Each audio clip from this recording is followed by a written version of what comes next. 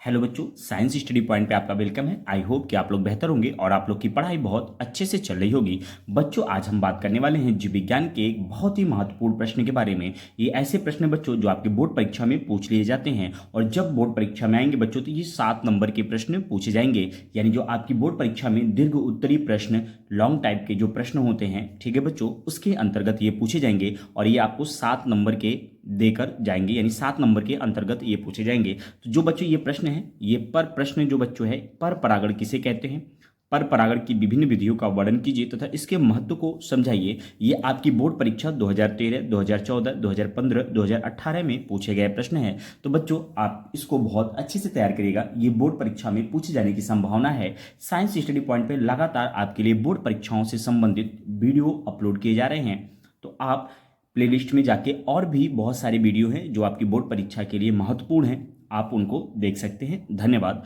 तो अगर आपने अब तक चैनल को सब्सक्राइब नहीं किया है तो चैनल को जरूर सब्सक्राइब करें, बेल आइकन को प्रेस करें ताकि जैसे कोई नई वीडियो अपलोड हो वो आप तक पहुंच जाए। धन्यवाद। और वीडियो को बच्चों ज़्यादा से ज़्यादा शेयर करिए।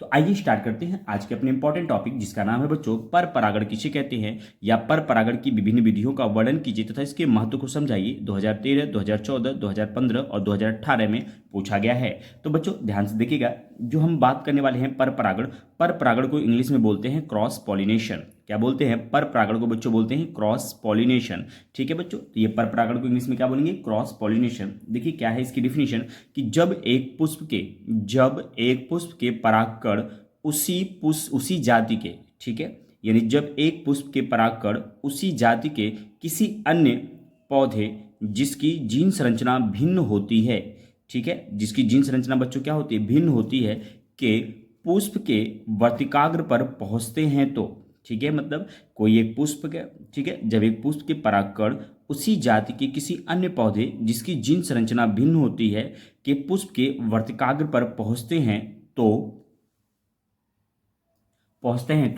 इसे पर परागण कहते हैं। पर परागित पुष्प एकलिंगी या द्विलिंगी हो सकते हैं। जो पुष्प होते हैं बच्चों एकलिंगी भी हो सकते हैं या फिर द्विलिंगी हो सकते हैं। यानी जब कोई पुष्प के परागण उसी जाति के किसी अन्य पौधे जिसकी जीन संरचना भिन्न होती है के पुष्प के वर्तिकाग्र पर पहुंचते हैं तो इसे पर परागण कहते हैं। पर परागित पुष्प एकलिंगी या द्विलिंगी होते हैं। तो बच्चों ये पर परागण की डिफिनेशन थी। सेम इसी तरह आपको बोर्ड परीक्षा में लिखना है। अब इनके प्रकार को हम देखेंगे, यानी पर परागण की जो विधियां होती हैं वो कैसी होती हैं, ठीक है, फिर प्रकार को हम देखेंगे। तो पर परागण की कुछ निम्नलिखित विधियां हैं, यानी वो कैसे होते हैं, जैसे कुछ पुष्प का कलर होना, सुगंधित होना, इन सब चीज़ों के बारे में हम डिस्कस करेंगे। तो बच्चों पर परागण की जो विधियां हैं हम उनको एक एक करके देखेंगे। जो पर परागण की विधियां होती हैं बच्चों उन पर हम फोकस करते हैं। आइए देखते हैं पर परागण की विधियां किस प्रकार होती हैं। यह कीट जल, वायु एवं जंतुओं के माध्यम से, ठीक है, होता है। यानी जो पर परागण की क्रियाविधि है, जो विधियां हैं वो कीटों के द्वारा हो सकती हैं, जल के द्वारा हो सकता है, वायु एवं जंतुओं के माध्यम से होता है। ठीक है बच्चों, तो ये पर परागण की विधियां थी। इसमें जो पहला हम पढ़ेंगे वो पढ़ेंगे कीट के कारण, यानी जो कीट परागण करते हैं, यानी इसको बोलते हैं हम कीट परागण, जिसे बोलते हैं एंटमोफिली। क्या बोलते हैं? एंटमोफिली। यानी कीट परागण जो होता है बच्चों उसको हम देखते हैं किस तरह से होता है।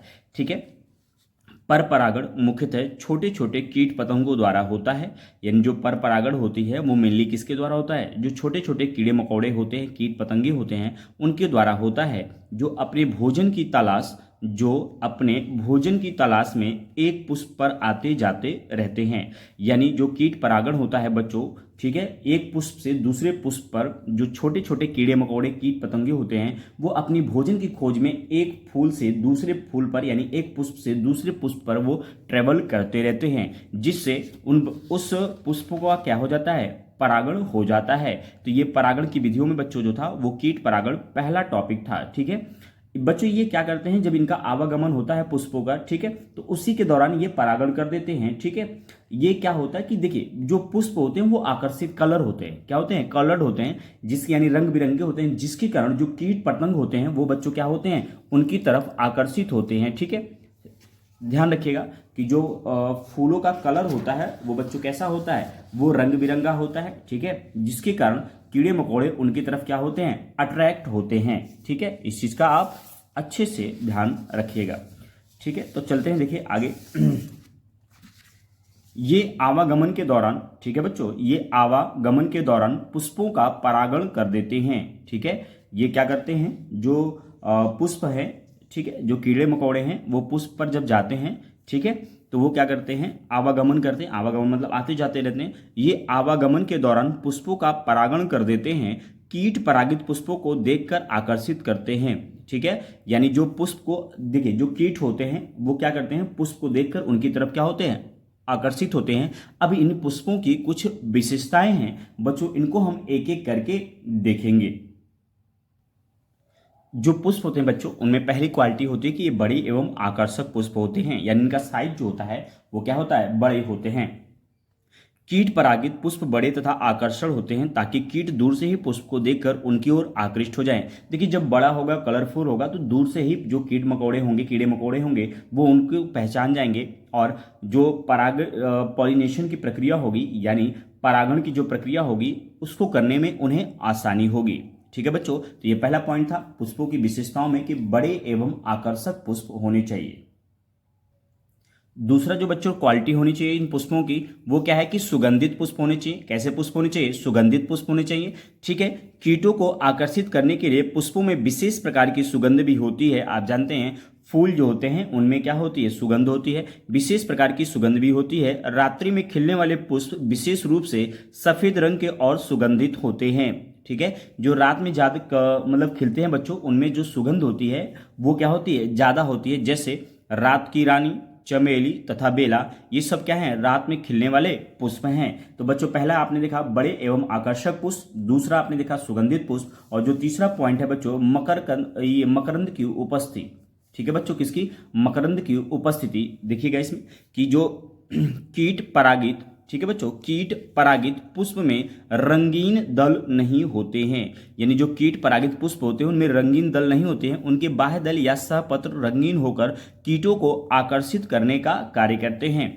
तो जो कीट परागित पुष्प होते हैं उनमें रंगीन दल नहीं होते हैं। आपने पढ़ा है दल, पुंज, बाह्य दल, ये सब पार्ट होते हैं फ्लावर के, पुष्प के भाग होते हैं। यानी कीट परागित पुष्पों में रंगीन दल नहीं होते हैं। उनके बाह्य दल या सहपत्र रंगीन होकर कीटों को आकर्षित करने का कार्य करते हैं। तो बच्चों ये था तीसरा पॉइंट। आपको ध्यान रखना है कि जो पहला बड़े एवं आकर्षक पुष्प होने चाहिए। ठीक है बच्चों, बड़े एवं आकर्षक पुष्प, दूसरा सुगंधित पुष्प होते हैं। क्वालिटी बता रहा हूं मैं, यानी अगर परागण करने हैं तो पुष्प को कैसे होने चाहिए, तो पहला बड़े एवं आकर्षक पुष्प होने चाहिए, दूसरा सुगंधित पुष्प होने चाहिए, ठीक है, और तीसरा मकरंद की उपस्थिति होनी चाहिए थी। अब चलते हैं बच्चों, चौथा पॉइंट जो हमारा है वो रंगीन बाह्य दल या सहपत्र पे है। ठीक है, चौथा जो पॉइंट है वो क्या है, रंगीन बाह्य दल या सहपत्र होनी चाहिए।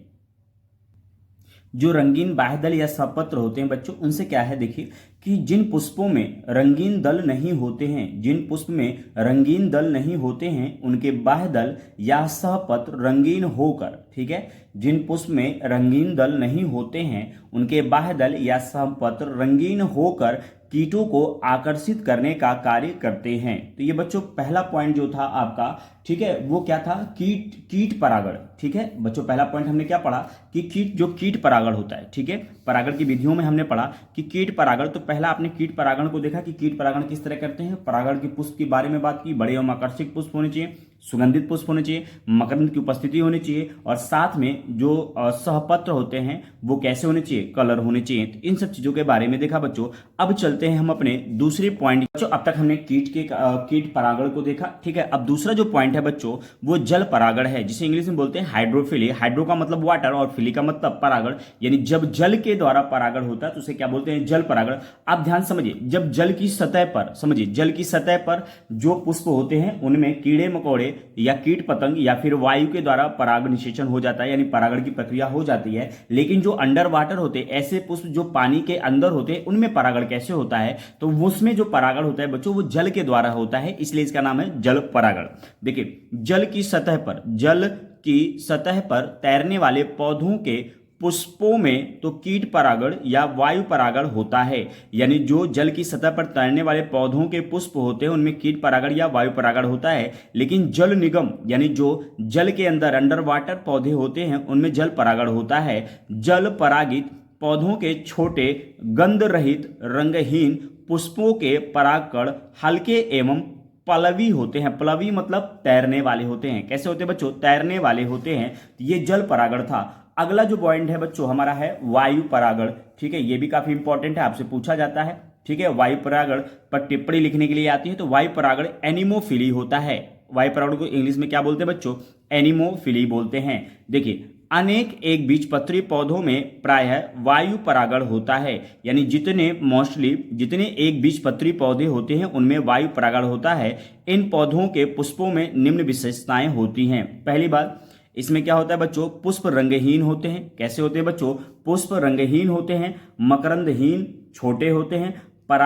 जो परागकण अत्यधिक मात्रा में बनते हैं, यानी जो परागकण होते हैं औरों की अपेक्षा इनमें बहुत ज्यादा मात्रा में बनते हैं। तो ये बच्चों हमारा एक ऐसा प्रश्न था जो काफी आपके बोर्ड परीक्षा में पूछा जाता है, जिसका नाम है पर परागण किसे कहते हैं। ये 2013, 2015, 2014 और 2015, ठीक है, 2013, 14, 15 और 18 में पूछे गए प्रश्न है बच्चों। तो आई होप आपको वीडियो पसंद आई होगी और ये आपके लिए काफी लाभदायक होगा। ठीक है, ये काफी आपके लिए यूजफुल है।